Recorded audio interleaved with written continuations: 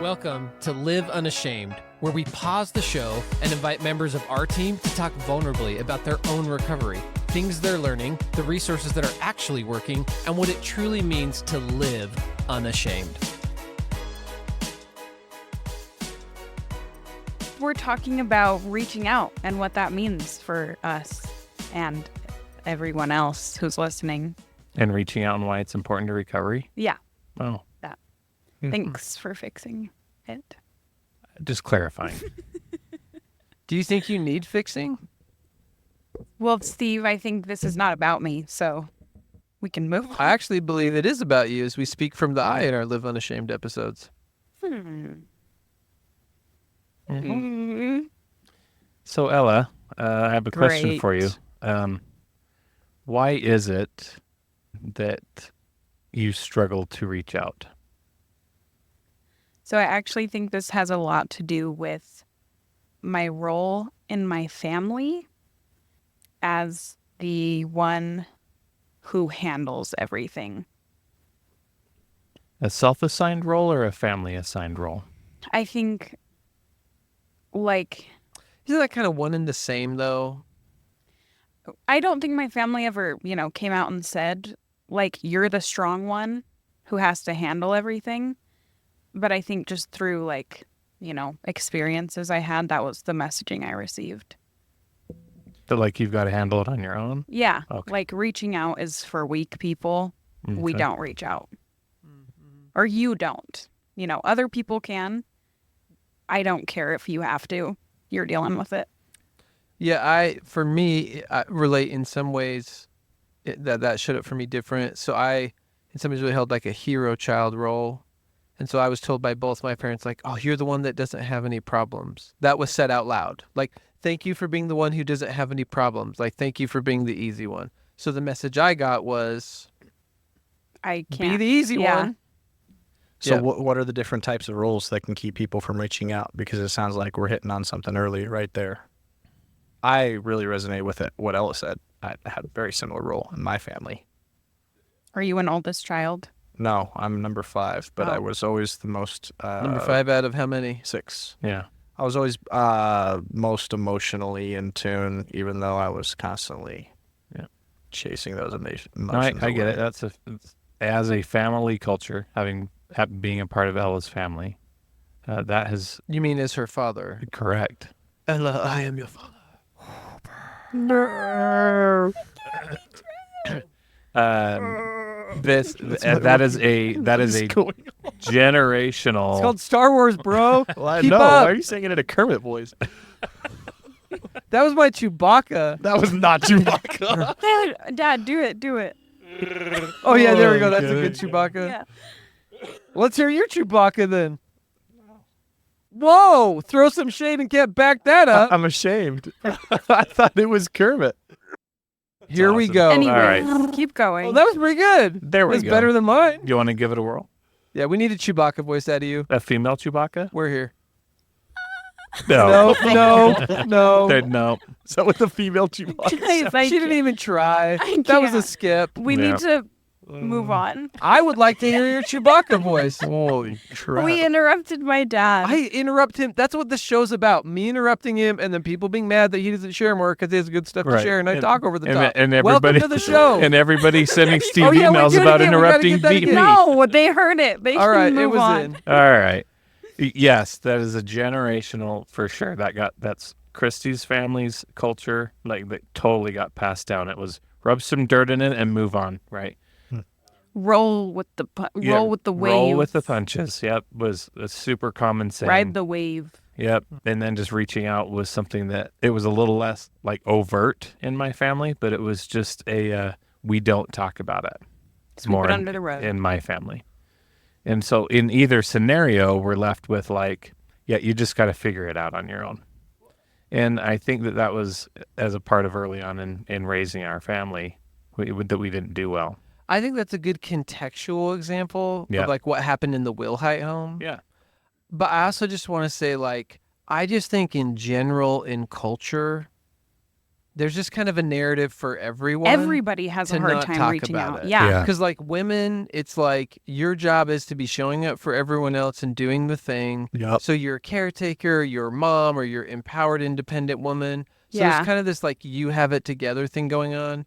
And then like toxic masculinity, I don't even have to say Right. anything to anyone. Don't be Men, weak. don't do reach emotion. out. Yeah. Don't be weak. Yeah. Don't Yeah. cry. Yeah, it's a don't. similar thing in a all different the- realm. Yeah. So to me, I across the board, everyone got the message somewhere. Don't talk about emotion. Right. Don't do the thing. I think the question I want to ask is, what's the difference between reaching out that works and doesn't work? Yeah. Because just because you called someone doesn't mean it works. Yeah, Totally. so I'm going to start on that one. I remember going to an SA meeting like 5 years ago, and one of the guys said he had made 57 calls that week. And maybe that's helpful for him. I just remember thinking, I think that that this reaching out, and it doesn't always have to be through calling or whatever, right? Just reaching out and connecting with people.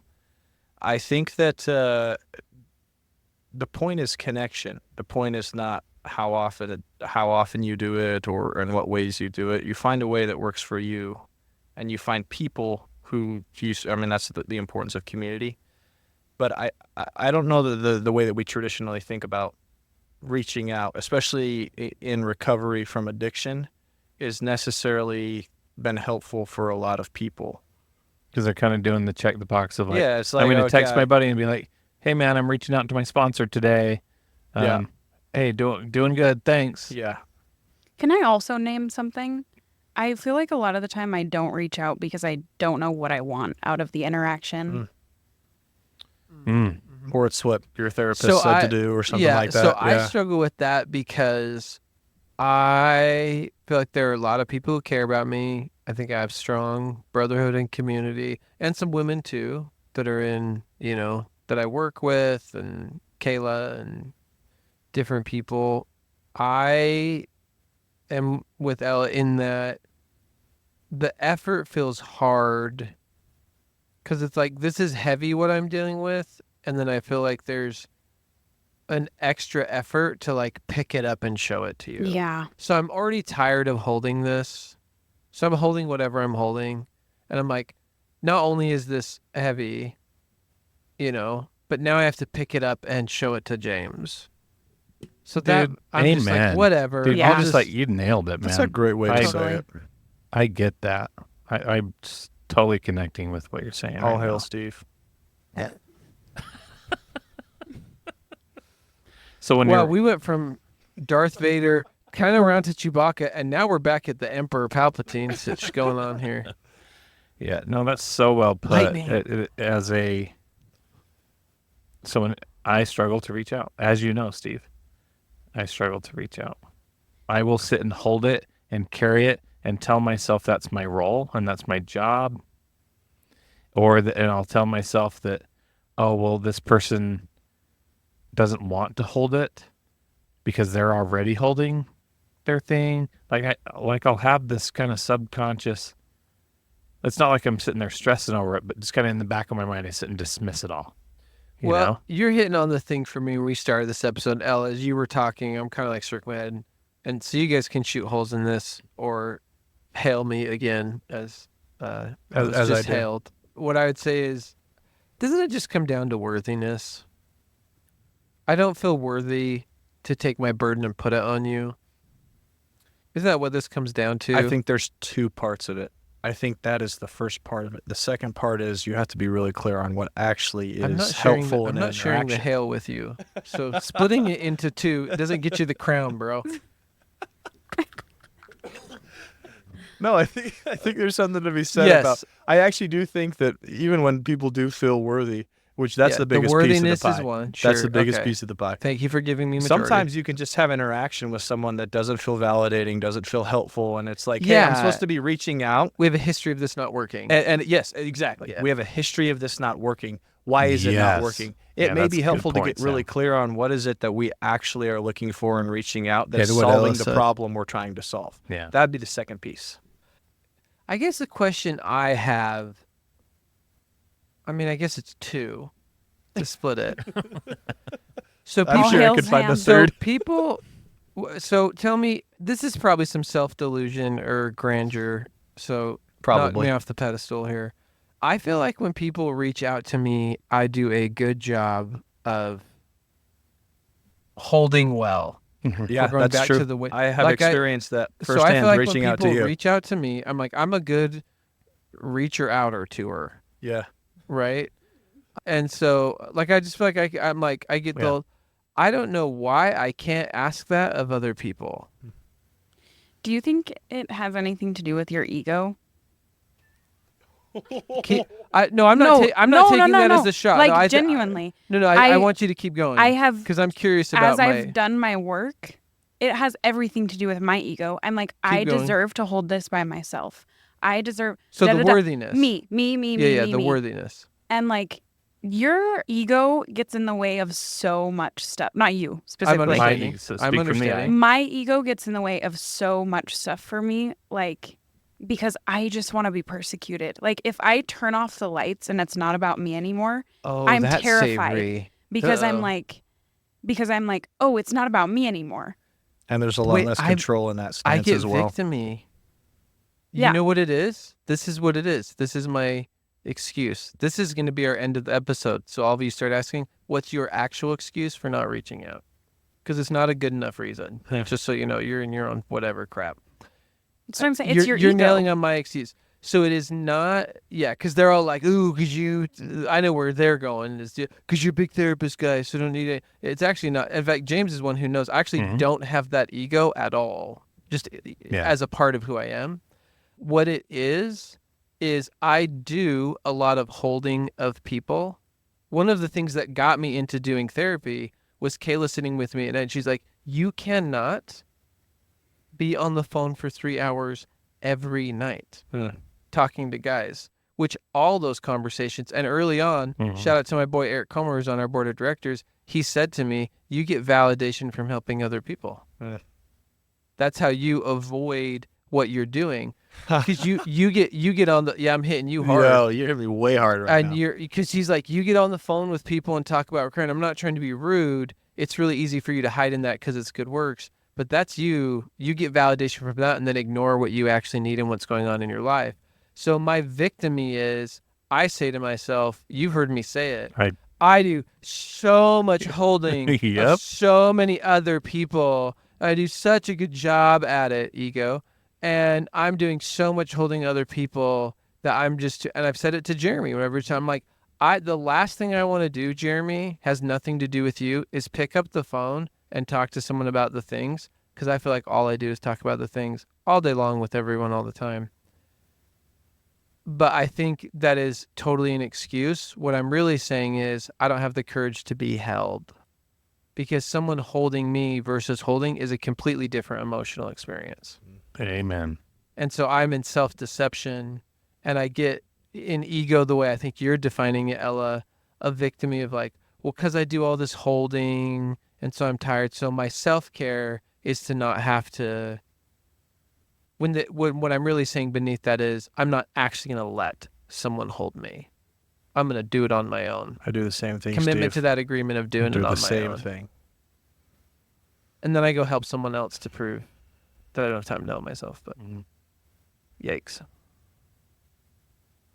What holds me back, like at the heart of the matter, is I have this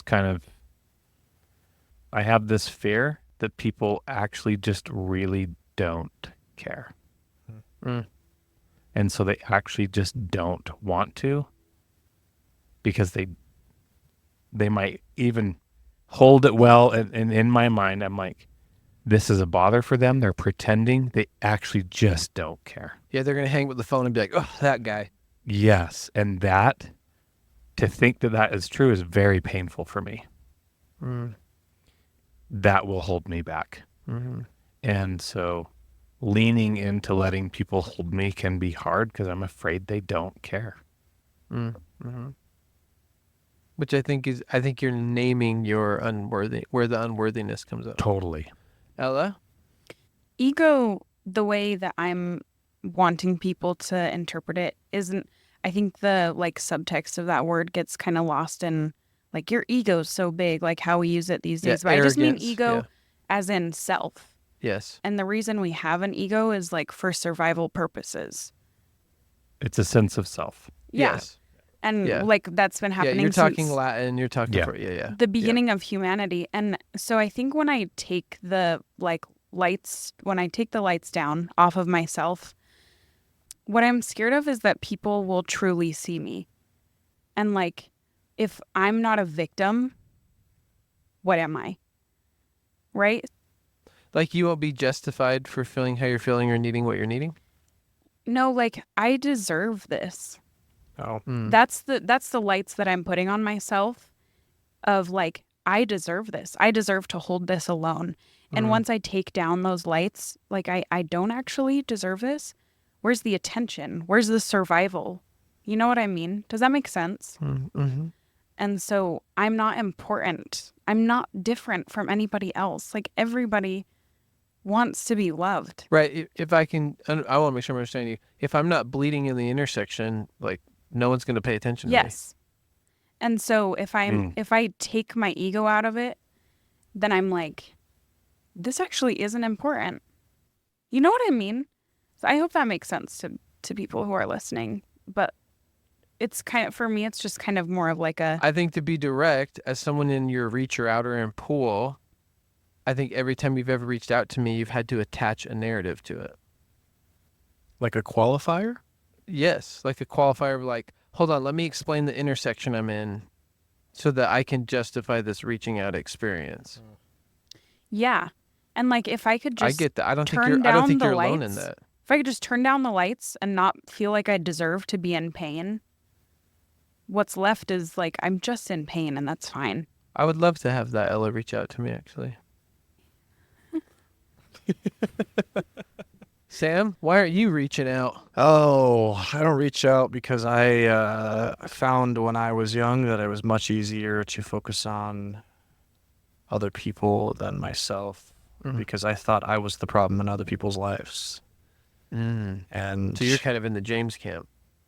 yeah, That you're going to be a burden. yeah. Well, I don't.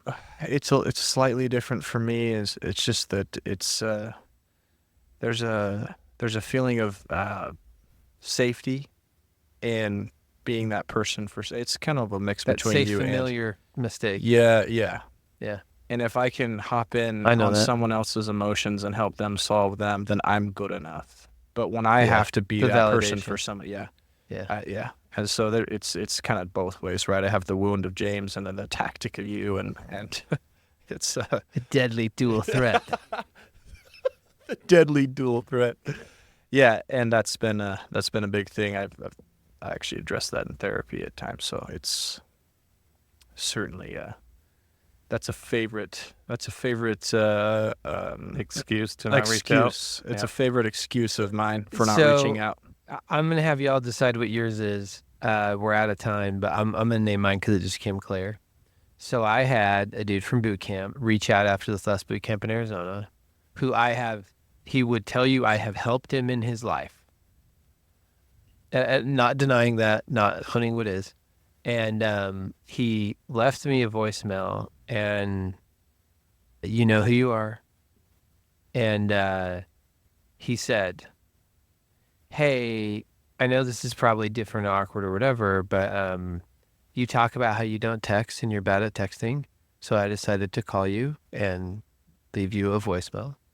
So one, seeing me, right? He wasn't being rude about it. He wasn't, because people give me crap all the time about not getting back and I'm bad at it and scheduling, which is character flaws. But so he wasn't being sarcastic, is what I'm trying to say. Like it was in sincere kindness of holding. And he said, I just really want to pray for you. And I felt impressed to just like pray for you at boot camp.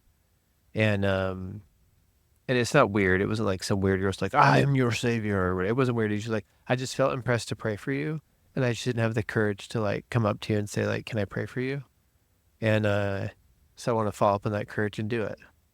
And guess who I have not called back? So my commitment leaving here is to reach out and allow that brother to pray for me and invite everyone listening. Where is it that you need to reach out, where you can be held because you are worthy and to challenge your shame scripts, like James said. So invite you to reach out. Can't even reach out here. Steve James at unashamedandafraid.com or to any of us. We would totally hold your reach out. But reach out where you know you're supposed to reach out or to challenge your worthiness. And until you reach out again to listen on the podcast, we invite you to be unashamed.